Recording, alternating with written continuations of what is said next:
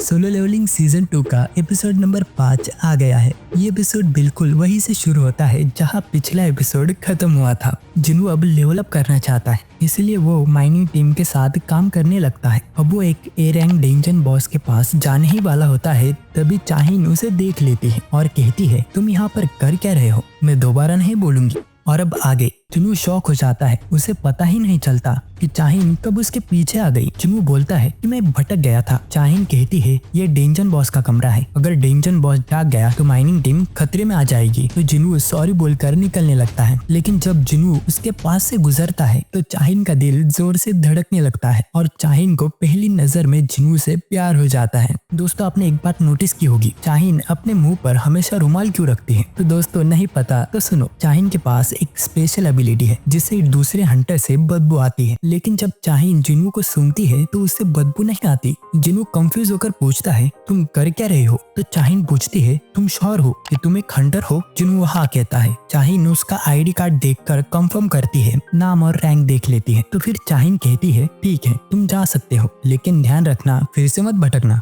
और जिनू चला जाता है। पर चाहिन के मन में एक डाउट आता है, शायद उसकी ई रैंक वजह होगी। उससे बदबू नहीं आ रही थी बल्कि खुशबू आ रही थी। बाद में जिनू अपने माइनिंग टीम के दोस्तों को सब कुछ बताता है और वो कहते हैं, अरे भाई तुम तो लक्की हो, हमें तो चाहिन के दूर से ही दर्शन होते हैं। और वो लंच टाइम पे यहाँ बॉस की सिक्योरिटी चेक करने आती है ताकि माइनिंग टीम सेफ रहे। जिनू को समझ आता है कि शायद इसी वजह से वो उस जगह पर थी। दूसरी तरफ उसका कलीग कहता है, पता नहीं कैसे पर उस लड़की को हम जैसे हंटर से बदबू आती है। तुमने उसे देखा ही होगा, हमेशा नाक पे एक कपड़ा पहने रहती है। जिनू सोचता है जब वो मुझसे मिली तो शायद उसे मुझसे बदबू नहीं आई होगी। वैसे ही कुछ बरू का भी कह रहा था, शायद ये सिस्टम के कारण है। इसके बाद जिनू को उसके काम के पैसे मिल जाते हैं। उसका बॉस और कलीग बहुत खुश होते हैं क्योंकि जिनू की वजह से काम जल्दी खत्म हो गया था। बॉस कहता है, मैं इतने सालों से काम कर रहा हूँ पर किसी को इतनी मेहनत से काम करते हुए पहली बार देखा है। फिर पूछता है, जिनू क्या तुम अगले काम के लिए तैयार हो? जिनू थैंक्स कहता है, पर वो सिर्फ इसलिए आया था क्योंकि वो फ्री था। लेकिन हमें पता है कि जिनू का असली मकसद क्या था। बॉस मान जाता है और एक रिक्वेस्ट करता है, कल एक ए रैंक और सी रैंक की रेड है, क्या तुम उसमें आओगे? जिनू सोच में पड़ जाता है कि कल मेरा रीअसेसमेंट भी है और तभी शॉक हो जाता है, एक साथ 2 रेड? बॉस कहता है, ये सिर्फ हमारा हंटर गिल्ड ही कर सकता है। जिनू पूछता है कि कहाँ आना है? बॉस खुश हो जाता है और कहता है, तुम आओगे, मैं तुम्हें डबल पेमेंट दूंगा। जिनू मना करने का ट्राई करता है, आखिर में मान ही जाता है। रात हो चुकी है। चाहिन अपने सेक्रेटरी को कॉल करती है। चाहिन को जिनू की इंफॉर्मेशन चाहिए थी तो सेक्रेटरी कहता है, आप संग जिनू की बात कर रहे हैं? हंटर एसोसिएशन ने उसकी सारी इंफॉर्मेशन लॉक कर दी है। तो चाहिन हैरान हो जाती है क्योंकि जिनू एक टॉप लेवल हंटर तो नहीं है, पर फिर भी मास्टर चोई और एसोसिएशन उसमें इंटरेस्ट क्यों ले रहे हैं? वो कहती है, मैं बहुत हंटर से मिली हूँ पर जिनू पहला हंटर है जिसकी खुशबू मुझे पसंद आई है। अगली सुबह जिनू फिर से माइनिंग करने आता है। सब लोग उसे देखकर खुश हो रहे थे और उसका हालचाल पूछते हैं और जिनू को पुराने दिन याद आते हैं जब वो एक ई रैंक हंटर था और उसके साथ ही उसका ख्याल रखते थे। अब सी रैंक डेंजन में जिनू बहुत ही फास्ट काम कर रहा होता है। लंच टाइम हो जाता है और उनका काम कलेक्शन टीम से भी पहले कंप्लीट हो जाता है, वो सिर्फ जिनू की वजह से। बॉस जिनू से कहता है, तुम हमारे साथ काम करो, मैं तुम्हें 5 गुना पैसे दूंगा। तभी वहाँ आता है ए रैंक टैग टीम का कैप्टन किहुन। वो कहता है,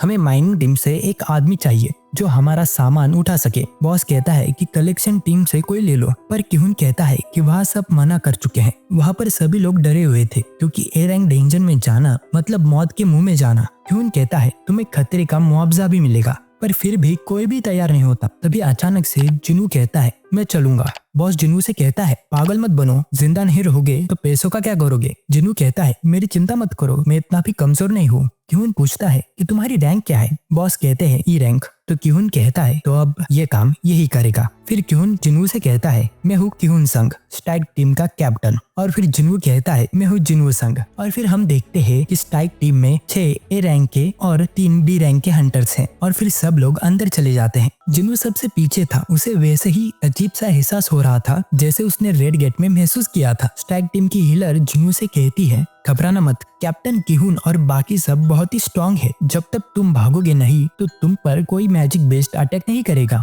जिनू उसे शुक्रिया कहता है। फिर हमें पता चलता है कि किहुन अभी एक टेम्पररी कैप्टन है। अगर आज की रेड कंप्लीट होती है तो किहुन ऑफिशियली कैप्टन बन जाएगा। इसलिए ये रेड किहुन के लिए इम्पोर्टेंट है। तो सभी को कुछ महसूस होता है जैसे कोई उनकी ओर आ रहा है और सब लोग अलर्ट हो जाते हैं। जुनू सोचता है ये लोग बिना प्लान के लड़ रहे हैं और फिर उन पर हमला होता है। ये अटैक डेंजन के भेड़िए करते हैं और वो भेड़िए जल्दी ही हार जाते हैं। पर सबसे बड़ी बात यह है भेड़िए यूजुअली सी रैंक डेंजन में होते हैं और इनका यहाँ जिंदा रहना लगभग नामुमकिन है। तभी जुनू देखता है कि उन भेड़ियों के गले में पट्टे हैं, मतलब इन्हें किसने यहाँ पालतू जानवर की तरह रखा है। और फिर वो देखते हैं उन वुल्फ्स को पालने वाले हाई ऑर्क्स की पूरी आर्मी यहाँ आ गई है। जुनू समझ जाता है कि यही लोग हैं उस बुरे एहसास के पीछे और फिर एक भयानक युद्ध शुरू हो जाता है। ये हाई ऑर्क स्ट्राइक टीम से ज्यादा पावरफुल होते हैं, उन पर मैजिक भी काम नहीं कर रहा था और एक विजार्ड 2 फायर सोल्जर समन करता है और ये उसकी लिमिट थी और बाकी हंटर्स भी काफी मुश्किल से उनका सामना कर रहे थे। और फिर एक ऑर्क्स एक आदमी का हाथ काट देता है और फिर विच उसकी हेल्प करती है और हीलर भी उसकी मदद करती है और उसका हाथ फिर से आ जाता है, लेकिन अब हीलर खतरे में है